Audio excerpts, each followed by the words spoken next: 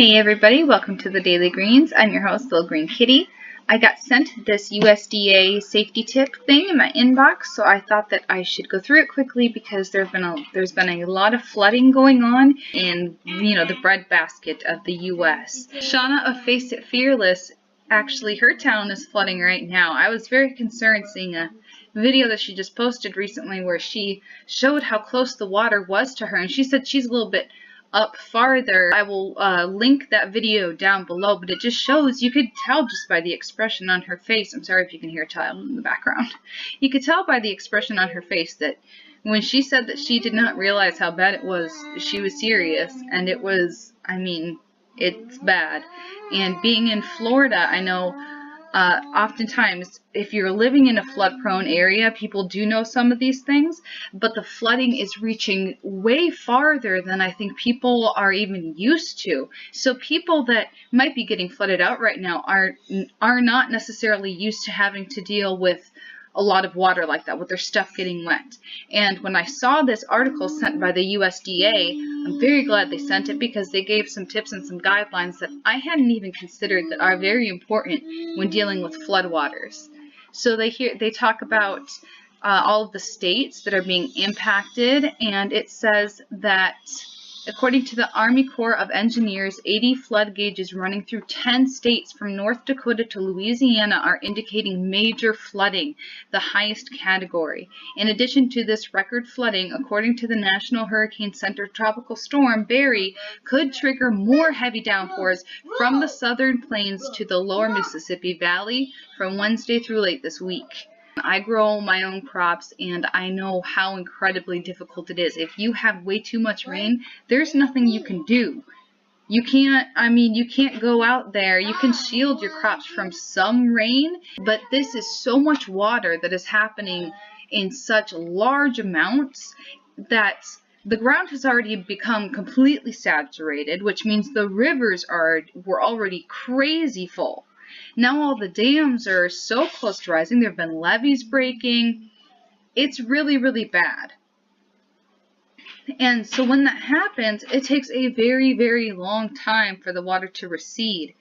Some people that have been covering this continually have been, of course, Shawna and Marv of Marfugal Reports. Mike Morales, he's a channel that I discovered recently. Very good one, for my opinion. And, of course, the mainstream media is talking about it a little bit.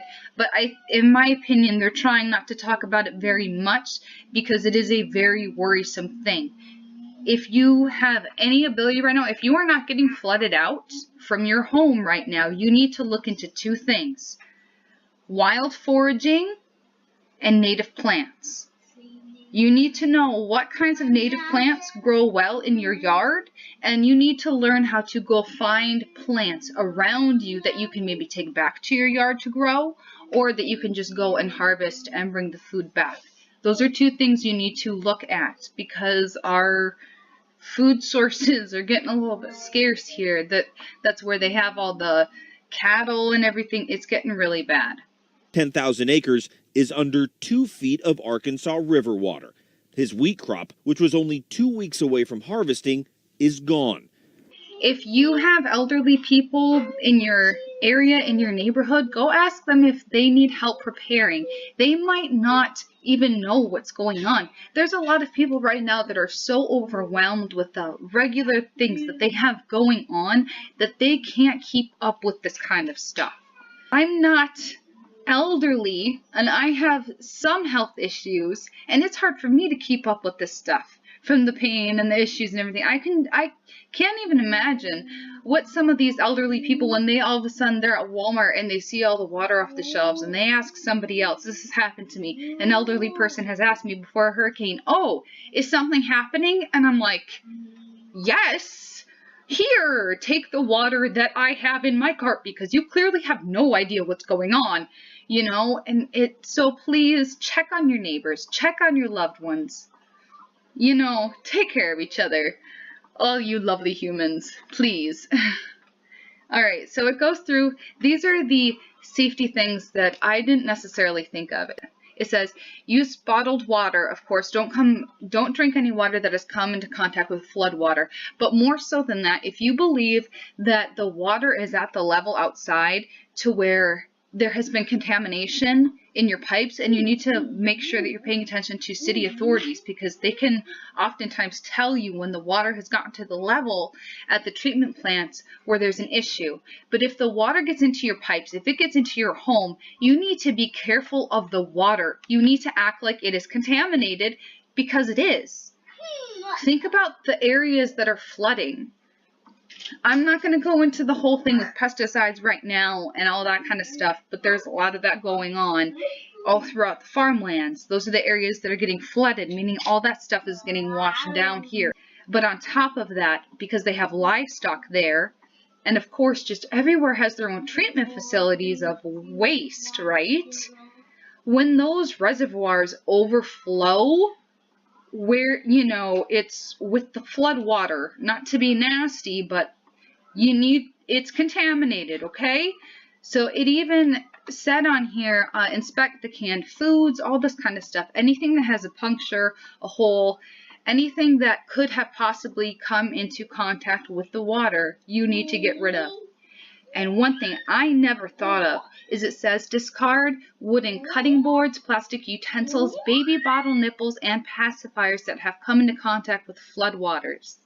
You know, I've seen, living in Florida, I've seen plenty of videos of people that are having to evacuate later than they would like, or they're, you know, anywhere else throughout the rest of the United States, there's these flash floods happening, and you see pictures and videos of people leaving with their kids in the water, and bottles and pacifiers are something that a lot of Americans use with their children nowadays. So, I mean, I think about like myself, like a mom, if you're having to GTFO, you might just grab something and shove it in a bag, and then you're going through all the water, the flood water, and it's in the bag, and everything in there gets wet, and you get wherever, and you're safe, and you're like, oh, okay, I'll just dry it out.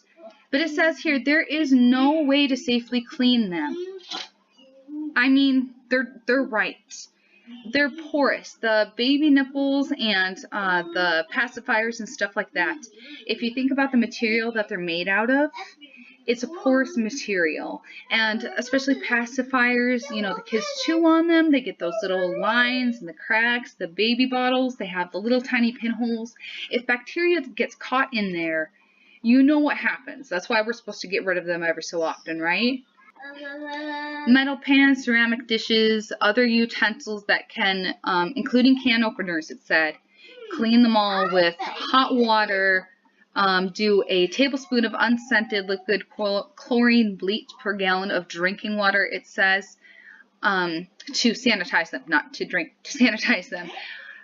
Another sanitizer that I like, personally, now, you know, this is just my preference. I'm not sitting here saying use this instead of that. I'm not, you know, I'm not doing that. But a sanitizer that I like that is a little bit more natural is vinegar, white vinegar. But I mean, even, you know, me personally, I might, even in this kind of situation with the nastiness that's in that water, I would probably use bleach too, if I can be quite honest. I mean, thoroughly wash countertops with soap and water. In my home, I have laminate countertops. And if they were to get insanely contaminated with something, that's a porous material. Bacteria can continue to grow in there. Unless it's professionally cleaned, you could continue to have issues.